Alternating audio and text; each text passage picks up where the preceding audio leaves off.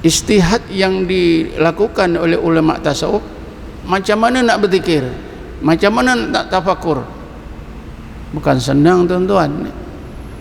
Hasil ijtihad mereka ni kita susah nak terima, kita susah nak terima. Tapi ilmu lain mudah. Misalnya lah tuan-tuan, Syekh Abdul Qadir Jailani, dia sudah melakukan ijtihad macam mana nak berzikir. Hasil ijtihadnya Syekh Abdul Qadir Jailani ni, dia meninggal dunia tahun 562. Tolak sajalah sekarang, sudah berapa tahun, ratus tahun dulu, lebih 900 tahun. Dia mengijtihadkan macam mana nak berzikir, cara-cara berzikir, adab-adab berzikir. Kekal sampai sekarang tarekat Qadiriyah dinisbahkan kepada namanya Syekh Abdul Qadir Al-Jailani. Begitu juga Syekh Bahauddin Naqsabandi, dia mengijtihadkan zikir sir dalam hati, Allah Allah, tak ada suara, berdasarkan kepada perintah Allah, ayat 205 surah Al-A'raf. Bismillahirrahmanirrahim. Wadhkur rabbaka fi nafsika tadarruan wa khifatan wa dunal jahri minal qawli bil ghudwi wal asal wa la takum minal ghafilin. Hendaklah kamu sebut dan ingat nama Tuhan kamu Allah di dalam hati kamu, dalam keadaan hati kamu tadarruk kepada Allah, takut kepada Allah, tanpa ada suara sepanjang masa siang dan malam. Janganlah kamu menjadi orang yang hatinya lalai. Jadi ayat ini tuan-tuan, menjelaskan adanya zikir sir dalam hati, diamalkan oleh Nabi. Yang mengamalkan mula-mula Nabi, yang mengajarkan caranya Jibril. Bila sampai kepada ulama-ulama kemudian diistihadkan lagi,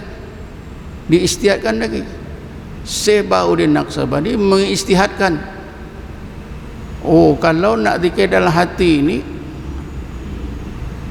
kenalah pertama sekali tujukan kat sini, tujukan kat sini. Itulah timbulnya dalam tarekat Naqsabandiyah lataif,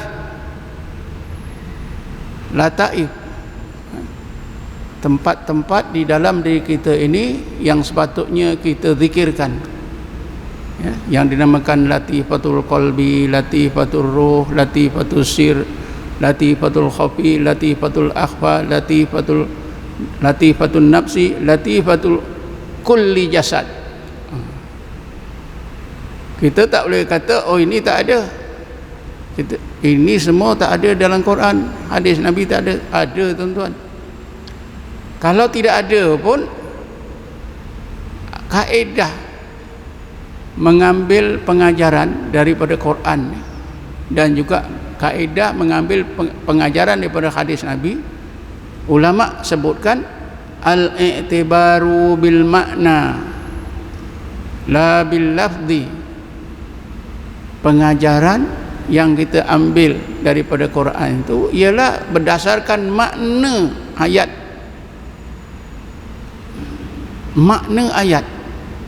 bukan lafaznya. Tadi disebutkan wadhkur rabbaka fi nafsika, hendaklah kamu ingat dan sebut nama Tuhan kamu dalam hati kamu. Sangat umum. Lalu diistihadkan macam mana kita nak zikir dalam hati. Diistihadkan oleh Syekh Bahauddin Naqsabandi, cuba tujukan dekat sini, yang dinamakan latifatul qalbi, namakan latifatul ruh, latifatul sir, latifatul khafi, latifatul akhfa, latifatul nafsi, latifatul kulli jasad.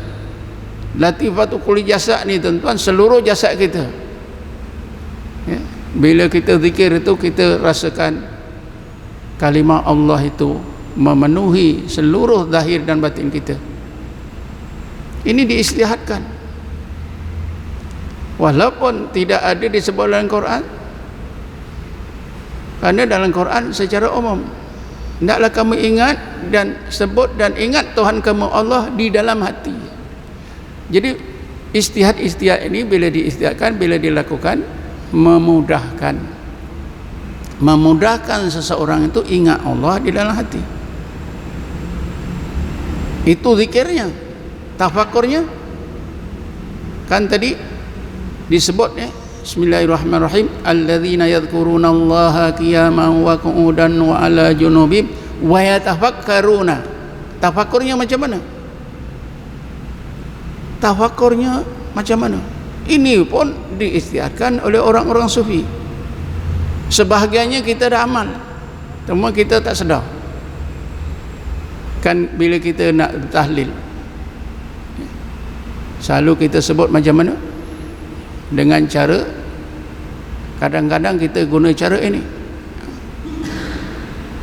la ilaha illallah, la ilaha illallah mawjud. Zikirnya ialah la ilaha illallah, tafakurnya ialah Allah, wujudnya Allah Subhanahu wa taala. Zat yang wajib wal wujud ialah zat Allah mawjud. La ilaha illallah, la ilaha illallah ma'bud. Zikirnya la ilaha illallah, tafakurnya ialah yang kita sembah hanya Allah saja. La ilaha illallah, la ilaha illallah maksud. La ilaha illallah zikirnya, la maksudah illallah itu tafakurnya.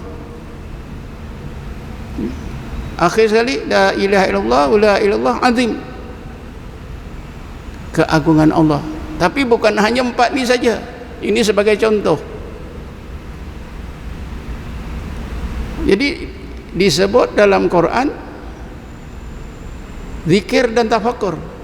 Alladzina yadhkurunallaha qiyaman wa qu'udan wa 'ala junubihim wa yatafakkaruna. Kalau zikir saja pun tak jadi. Maknanya tuan-tuan, kalau kita nak gunakan pandangan hati kita untuk mengenal Allah dengan memandang ayat-ayat Allah, dalil-dalil mengenal Allah yang tersirat dalam kejadiannya, amalannya ialah zikir dan tafakur. Dan zikir dan tafakur ini diistihadkan oleh ulama. Ini timbulnya macam-macam tarekat. Ahmadiyah misalnya, Qadiriyah, Naqsabandiyah, Satariyah, semua ada cara-cara zikir dan cara-cara tafakurnya. Tanpa zikir dan tafakur, kita tidak akan dapat menggunakan pandangan mata hati kita. Itulah jalan yang biasa. Kalau kita tanya, kalau tak ada zikir, tak ada tafakur, boleh tak? Boleh, tapi jarang-jarang. Kalau dalam bahasa Arabnya nadir. Nadir orang boleh menggunakan pandangan hati tanpa zikir dan tafakur untuk mengenal Allah, memandang dalil-dalil mengenal Allah yang tersirat dalam kejadiannya. Nadir. Siapa pernah belajar bahasa Arab tahulah, bila nadir, an-nadiru kal adami, nadir itu seperti tak ada, karena jarang sekali.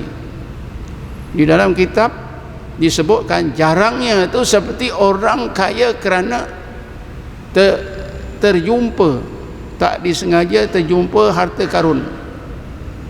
Jarang sekali.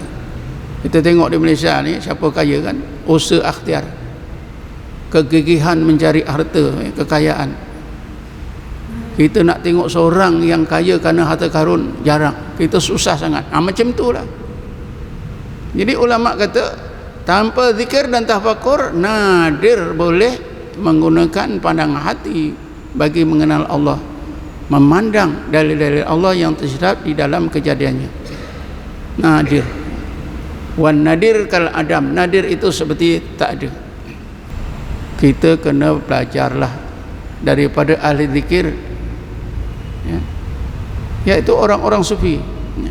Maka di sana timbullah yang diistilahkan at-turuq as-sufiyah, berbagai tarekat orang-orang sufi. Kita kena belajar. Jadi kita ambil satu-satu tarekat orang sufi, kita akan diajar cara berzikir dan tafakur. Inilah langkah yang sepatutnya kita buat. Kalau tidak, kita rugi tuan-tuan ya. Hati ada di dada, akal ada di kepala kita.